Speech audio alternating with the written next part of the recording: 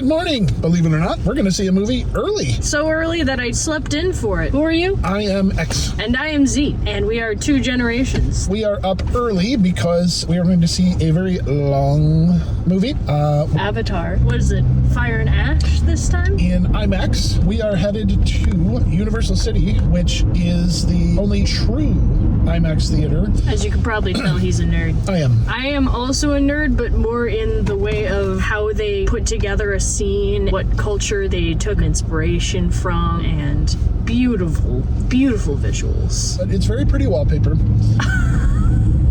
It was about family, which is what James Cameron's intent was. We refreshed last night, and so this morning we are going because along with trailers and everything else, it's going to be like a 3.5 hour, 4 hour commitment. So we are going to see a very long movie, but it's going to be very pretty and very well made. Hey, we're about to put on our 3D glasses and return to Pandora.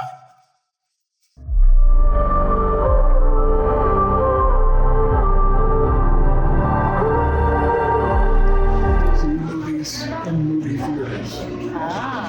The word spectacle gets thrown around a lot these days. And then there's Avatar.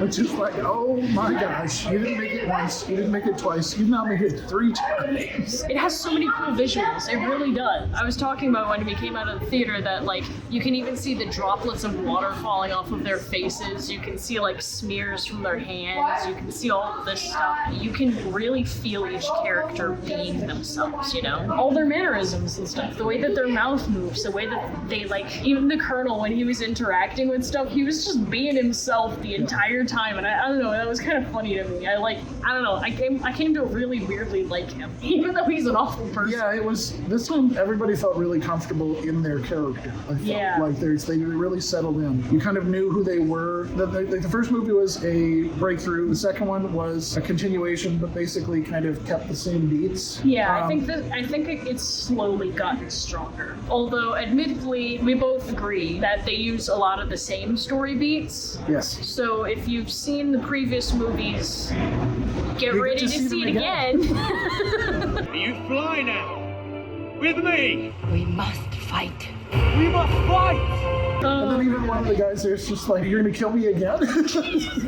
I haven't seen the trailer, so I don't know if people already know this. Oh, okay. But the military guy got with Scary Pokey Scary Lady. She was pretty well known by fans even before the movie came out, that she was like freaky. And I just found it abundantly amusing that this like straight arrow military guy who's like so stiff was just like, yeah, I'll take the crazy.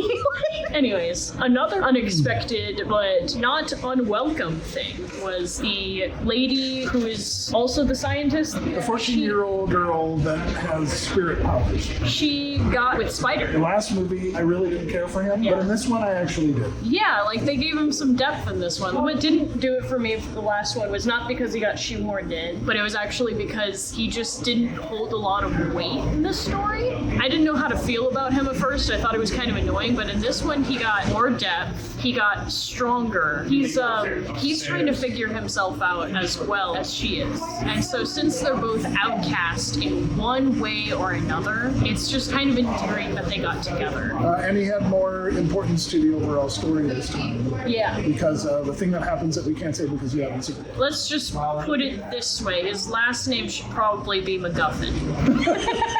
My name's Spider MacGuffin. So James Cameron, this is his 3rd movie in the series. Yeah. And he's gone all out. Oh, like, yeah. This is it. This is so cool. This is Return of the Jedi. This is Return of the King. His very This own. is Revenge of the Sith. I mean, we are going all out. Man, there's a lot to react to. I like all of the cultural differences between the different tribes. Yes. Because that's just... Yeah, the anthropology behind the research, for all of these people groups and everything is really well thought out. It's obviously all fictional. Cultural differences. They really worked hard at making those. There's different different lives they were living. Yeah. Yeah. They actually had an antagonist, Navi. Yeah, which was interesting. That was a good turn. Yeah. It's not just black and white. Everything is like, well, everything's grayed out. We were going to talk about that too. It was just like the amount of like gray morality going around in that movie. Family stays together. Yeah. No, we got to split apart. Yeah. No, take your sister. No, your sister stays. No, you shouldn't go off alone. You should go off alone. And it's just like they need to keep their values, whatever it is. the value of family. They need to stick with it. I like that they value family though. People don't value family nearly as much. It's nice to see people just standing together and working together. They're forced to be together for survival, and then people make mistakes. They need forgiveness, and they need growth, and it all models all that. It models how a family operates, which I don't think or at least how it should operate. Right. And Yeah. I don't think that's really shown much in movies anymore. It's weird that we have to watch a bunch of Big Blue Smurfs do it, but honestly, they have more human interaction than a lot of other movies. I find it interesting. You keep on bringing up the fact that they're just like alien, they're blue smurfs and everything, and you you brought up how weird it is that my generation really likes animation. Get me if I'm wrong. Really grew up with video games and animation. Yeah, it's our main thing. Now, why do you think that is? I think that is mostly because a lot of the adult things that are made don't have a lot of heart.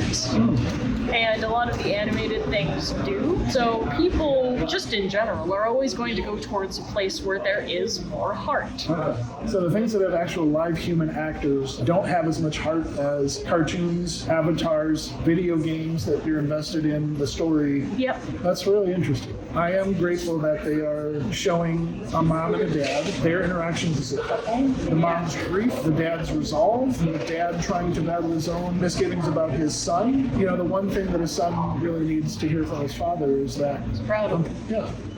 Yeah. And that's huge, to be able to have earned that by taking initiative and standing for what you believe in as a young guy and kind of proving yourself to your dad, having that be rewarded with a proud father, like that's a really big deal. And we shouldn't discount that. They did touch on some heavy topics. Yes. One of which was already established, which was space racism. Spacism, but they did it well.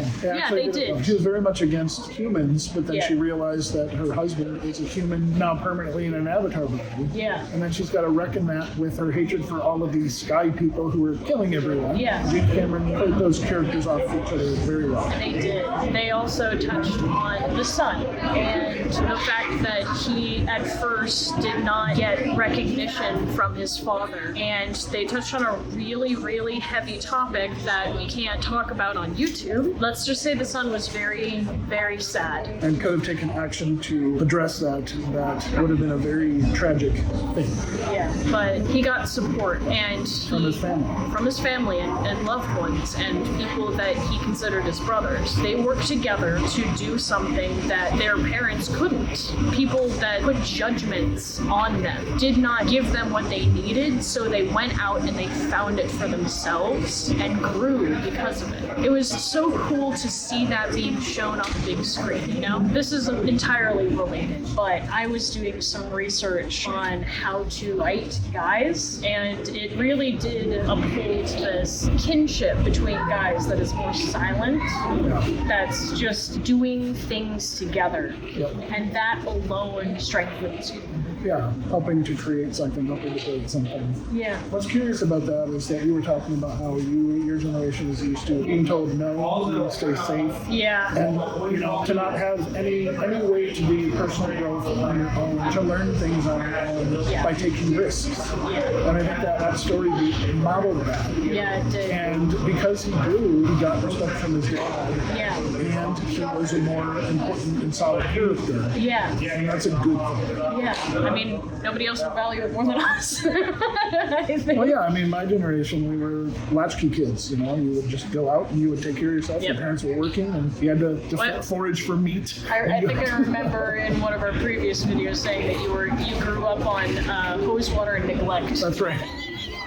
You know, I was even talking about that with Mrs. X, I guess, Yes. about how my method of working that I prefer is to work alone. I'm more productive that way. Yeah. You kind of discover things about yourself, like how I live my life and the way that I handle reality. Yeah. That's a difference between mine and yours. Yeah, we live different lives. We've grown up in different times. So a slight bitch for the things that I had issues with. Very small. Very All right. Have your spiel. So just like 2022's Avatar: Way of Water, most movies are shot and projected in 24, and there's a motion blur to the movement. Yeah. You're not noticing how it's shot, the more you're immersed in the story. Yes. The last Avatar, and this one as well, changes those frame rates randomly, constantly, annoyingly, so much that it just takes me out all the time. He has an issue with it. We saw all the visual effects people on there. Yeah. That was a long Hundreds. list. Hundreds.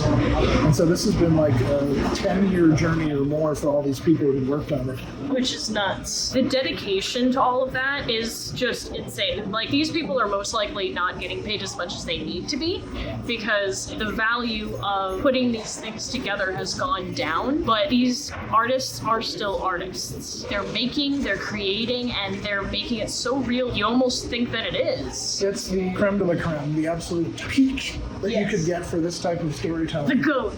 It is, and love them or hate them, these are the highest grossing movies of all time from a director who, as much as I would like him to do other stories now, this really is a complete vision, and he's consistent in his vision, maybe not so consistent with the morality, the spirituality. Either way. He just needs to get it out of his system.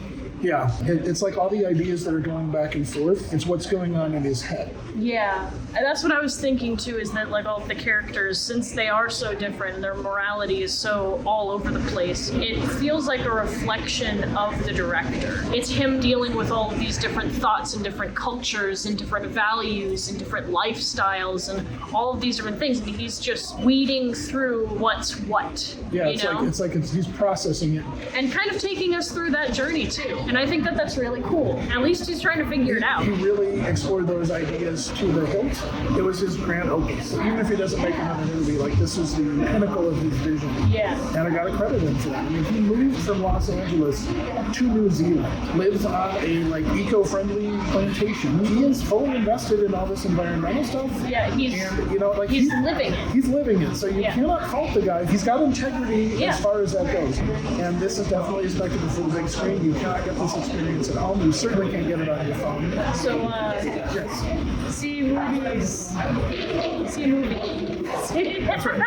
Because that's where you can get immersed. If you've got worlds that you're building, if you've got characters that you're building, all of that, you need to get that out. You need to get that designed out into the world, and this could be you. We could be talking about you. You've got some ideas that you're working on. Yes, I am. You've got an entire world, and the more detail you give me, the more exhausted I get. But you've got a really good vision for that, and I want to see it come to life. And the only way to do it is to continue to get inspired and create. So you got to put stuff out there. Obviously, go see this movie. Yeah. Be encouraged that what you have to offer can really Change people. Yeah. And, So this has been X.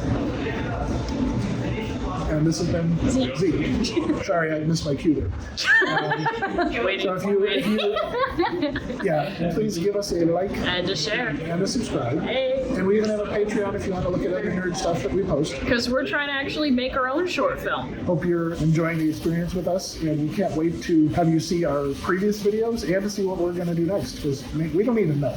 We kind of Well, we do know we're going to make a short film. we do know we're going to make a short film. So Yep. check those out, and we'll see you next time. All right. Bye. Bye.